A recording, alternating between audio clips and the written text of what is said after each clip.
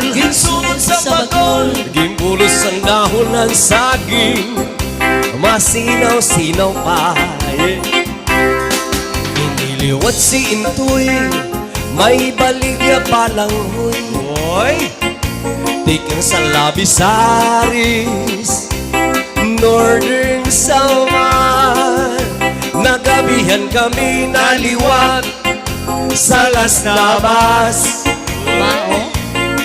Ginbaligyan niya sa may Katarman. Siring ni Intoy Ano mang kuno? sa mga mamaralit. Tahong. An balanguy niya, an diri na natik kay amo